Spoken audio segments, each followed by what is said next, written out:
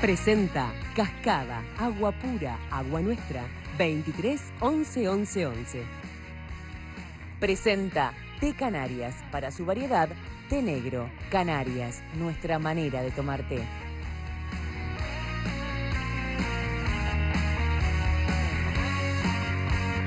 Amigos, compartir con ustedes las vías de comunicación. El Twitter es @latardeencasa, el mail latardeencasa@canal10 con número .com.uy y las dos E de la tarde y en casa. El Facebook La Tarde en Casa y el WhatsApp. Hoy no lo pongo en un compromiso porque se está recuperando. 093, mire cómo se lo digo, 093 56 6355. Creo que bien me lo dijo. ¿No? Bastante bien, Muy casi, bien, casi no, sin no, leer. está recuperado totalmente. Totalmente, sí, Hasta sí. puede presentar el invitado. No, mejor no voy a estar. ¿Cómo no? El director nacional de bomberos, Leandro Palomeque, ¿cómo anda? Un gusto saludarlos. Bienvenido, un gusto. Y acompañarlos. Gracias. Igualmente. No sé si nos habíamos visto de que era director porque nos contactábamos periódicamente cuando estaba cumpliendo el rol de vocero de la dirección, que bueno, estaba siempre al servicio de la comunidad, de la prensa, que es lo mismo que decir de la comunidad, ¿no? Sin lugar a dudas. Sí, desde aquella época creo que no. Exacto. No nos habíamos visto. Hemos hecho un contacto, pero de índole telefónica, así que lo saludamos personalmente y lo felicitamos por la responsabilidad. Muchas gracias.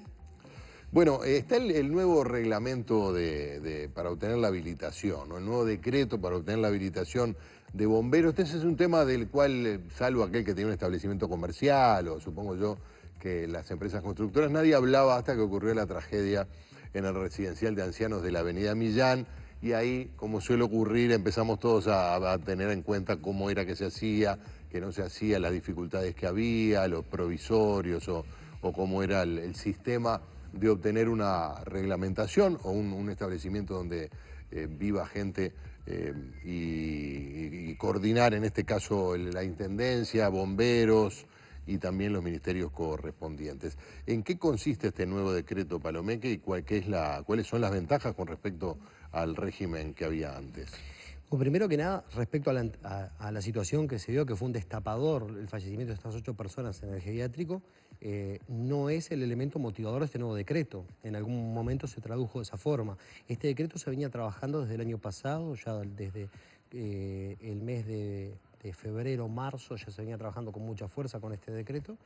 Inclusive cuando yo llego a la dirección, este proyecto de decreto ya estaba adelantado y estaba entrando en presidencia para su aprobación. Es decir, que el evento adverso que se da por el fallecimiento de las personas en nada influye en la presentación de este nuevo decreto. Esto traduce o hace traslucir lo que eran las dificultades que tenía el anterior decreto y el procedimiento que teníamos en cuanto a la cantidad de trámites que estaban ingresados dentro de la dirección. Se habla de 17.000 trámites, yo explicaba de que hay 2 instancias del trámite distintas, pero hablamos un número significativo de trámites que están en proceso, pero no es que todos esos trámites están en la órbita de bomberos. De hecho, en la órbita de bomberos hay un total de 13.000 trámites ingresados que están en proceso de certificación. Pero fuera de la órbita de bomberos hay 13.000 trámites más que están en manos de los técnicos habilitados. Este nuevo decreto lo que lleva es a la simplificación en lo que es la certificación final. ¿Qué quiere decir? Que automáticamente en el momento que el técnico presenta el trámite mediante un sistema de declaraciones juradas expuestas tanto por el técnico habilitado como por el propietario y el instalador de los equipos, automáticamente ya se le da por habilitada la edificación sin la necesidad de la inspección de bomberos. Claro, que puede llegar eventualmente, puede ir una inspección a un local por una denuncia o por lo que sea. Son varios factores. Primero estamos buscando que sea aleatoria, es decir, Claro, que sea en una forma aleatoria se vayan determinando las inspecciones que se van a realizar, pero por otro lado todo lo que entre por denuncia se va a tener que hacer. O sea que acá va a haber responsabilidad, supongo que ya lo habría de algún modo, pero acá que específicamente el propietario y el técnico que firma la declaración jurada Y el instalador. y el instalador son civil y penalmente responsables en caso de que ocurra algo y esa declaración no se ajuste a la realidad. Tanto que la declaración no se ajusta a la realidad como que nosotros inspeccionemos y, lógicamente, no se ajusta a la realidad. Están previstas dentro del decreto, y ustedes lo habrán visto, multas que van para las 3 partes involucradas, pero sin perjuicio de eso también se pueden abrir las instancias judiciales que correspondan por haber aportado una información jurada falsa. ¿Le falta gente? Sí, siempre nos va a faltar gente. Es decir, en el contexto que estamos, tenemos que decir que quisiéramos tener mayor número de personas. No obstante ello, desde que yo tomé la dirección el 1 de marzo, destiné la mayor cantidad de efectivos, o sea, dupliqué la cantidad de efectivos que teníamos en el área técnica y le dimos una prioridad al sistema de habilitaciones. Lo que hoy, cuando cae este decreto, o sea, que aún no ha caído porque no empezó a regir el nuevo decreto, los técnicos que estaban elogiaron lo que en estos 2 meses se había hecho. O sea, nosotros llevamos el propósito de poner al día el departamento a 1 año y 3 meses, era lo que habíamos establecido. En 1 año y 3 meses, con el decreto que teníamos, íbamos a llegar a estar al día. No obstante esto nos simplifica, este nuevo decreto nos va a simplificar en que va a ser más expeditivo, del punto de vista que van a salir bajo este régimen. Puede llegar a que a una edificación ocurriera un incendio y tenga habilitación de bomberos y no cumpla, porque aún no había sido inspeccionada. Nosotros tenemos un periodo de 8 años para llegar a inspeccionarla. ¿8? 8 años, que es todo el periodo de habilitación. Porque otra cosa que pasa, el nuevo decreto lo que establece, nosotros otorgamos habilitaciones entre 2 y 4 años. 2 para locales de concurrencia pública y 4 años para locales que no fueran de concurrencia pública. Es decir, bailes, pub, restaurantes, demás tenían 2 años de habilitación, los restantes 4 años. ¿Qué sería una este casa nuevo decreto pasa por 8 años para todos. ¿Para todos? Sin excepciones. Claro. ¿Es demasiado tiempo? Es un tiempo mucho más largo, duplica los tiempos que estaban establecidos.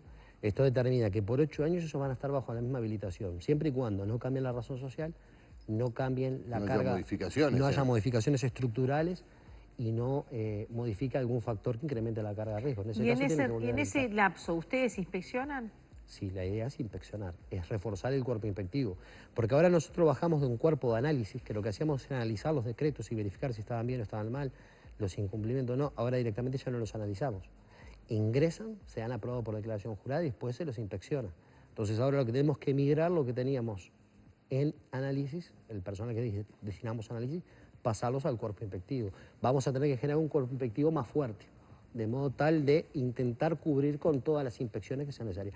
Es imposible decir que vamos a cumplir todas las habilitaciones, las inspecciones, en el momento inmediato que salieron certificadas. Algunas de repente las inspeccionaremos 2 o 3 años después que ya están certificadas. Bueno, pero es peor, porque ahí van a estar todos esperando que llegue la inspección y tienen que tener todo en regla por si llega la inspección, igual, ¿no? La idea sería esa. O sea, lo desagradable que nos puede pasar es que no encontrarlo. Pero partimos de la base, y esto lo hablamos con el Ministerio del Interior, que esto es una cuestión de buena fe. Se cree en la buena fe de los técnicos, los propietarios y demás. Partimos de esa base, de la buena fe. Creyendo en eso, se le va a otorgar la habilitación. Después se lo va a someter a las inspecciones y si se cumple, sin ningún inconveniente van a funcionar. Cuando María Inés preguntaba si le falta gente, obviamente se refería a las certificaciones técnicas y a los estudios técnicos. En términos generales, la Dirección Nacional de Bomberos, ¿le falta gente, le faltan medios? Visto de este punto de vista, para lo que es los siniestros que suelen ocurrir en el Uruguay. Para explicarles, les digo un poco cuál era nuestra situación y cuál es la actual y cuál podría ser la futura. Nosotros estuvimos, históricamente veníamos con 1.200 funcionarios. En los últimos años nosotros hemos llegado a 1.700 funcionarios. Ahora en este momento, y va a ser el viernes 17, tenemos un egreso de 150 efectivos. El último egreso, una tanda grande que estamos teniendo, que se suman como capacidad de respuesta a todos los destacamentos del país. ¿Eso quiere decir que en todo el país no llegamos a tener 2.000 bomberos? No, 1.700 es la fuerza de trabajo. Le falta gente. Que tengo en la Dirección Nacional.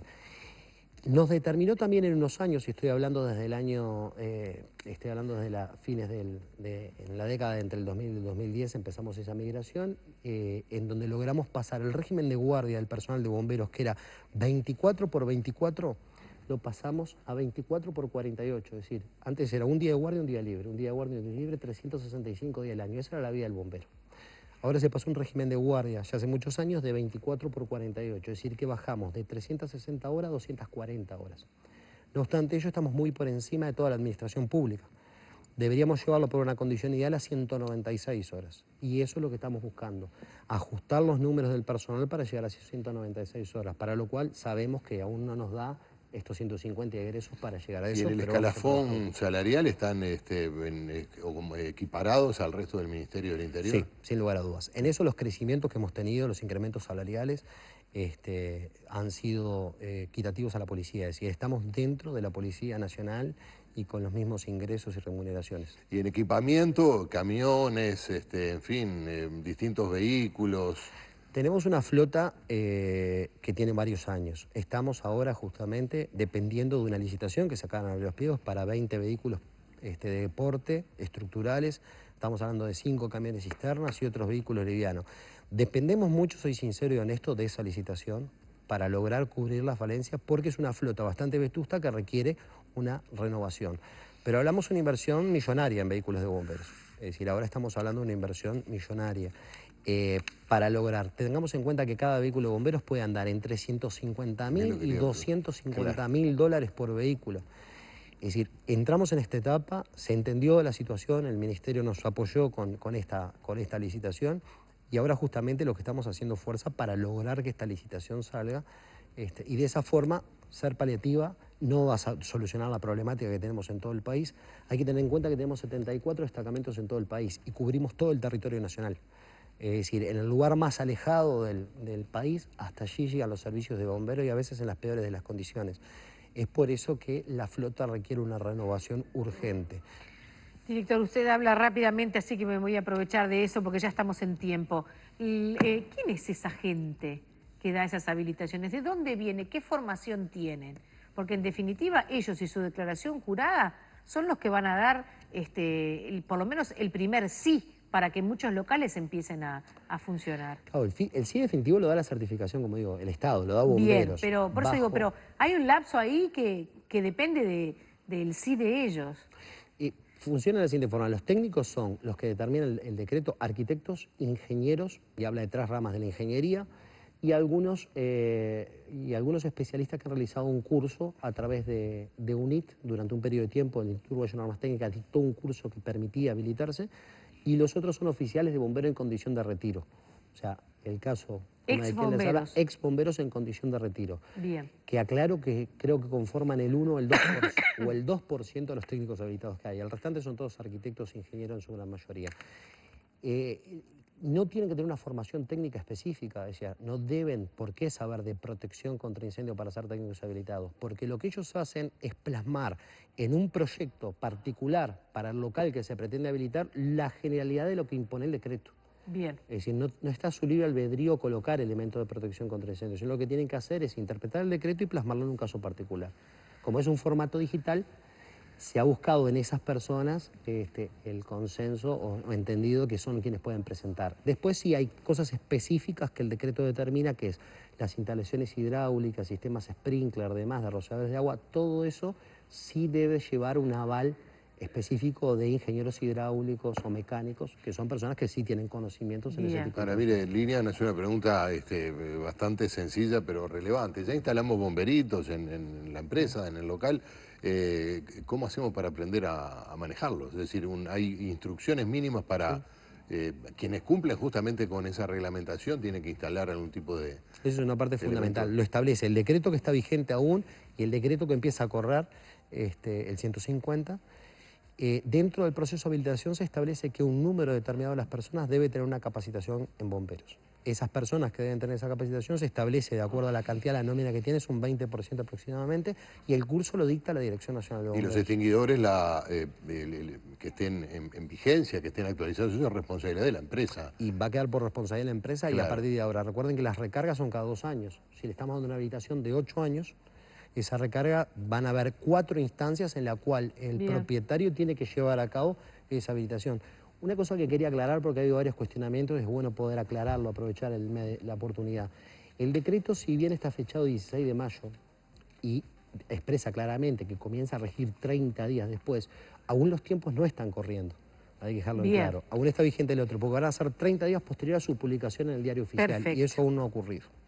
Por último, y agradeciéndole nuevamente, hay algunas consultas, una de ellas que inclusive vamos a tener que contestar por línea interna, la de la señora Susana. En instantes lo hacemos la consulta, pero le respondemos por interno. La semana más fría del año, dígame 3 recomendaciones. Verificar las instalaciones eléctricas, no sobrecargar cuando sean elementos de calefacción eléctricos, no sobrecargar las líneas, es decir, un elemento de calefacción por toma corriente sería lo suficiente, por lo menos como buena unidad de medida. 2, los elementos que tienen llama al descubierto, en todos los casos hay que mantener una ventilación del ambiente.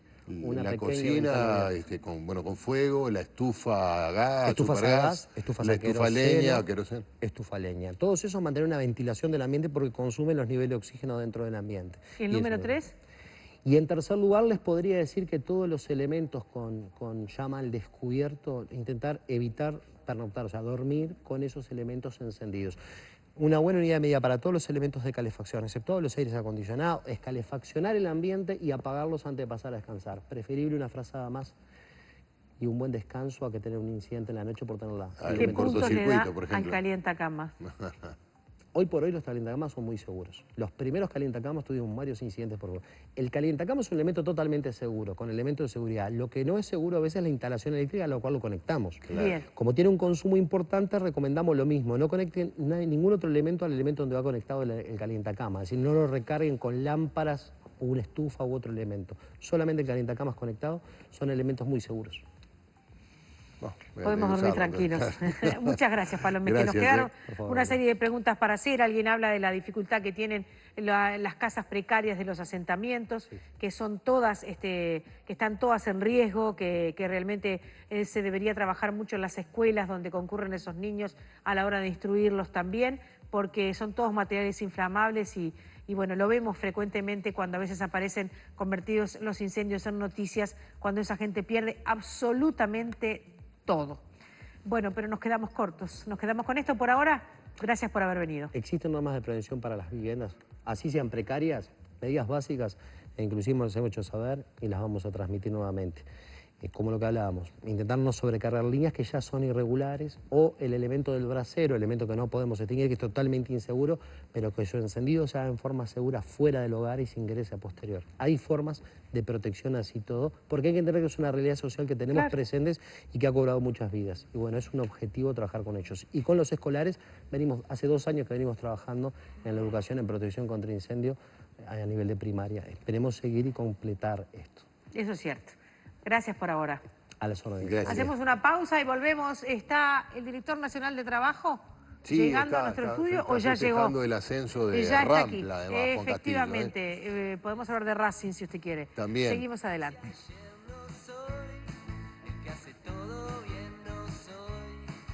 Presentó Cascada, agua pura, agua nuestra, 23 11 11 11. Presentó Té Canarias, para su variedad té negro. Canarias, nuestra manera de tomar té.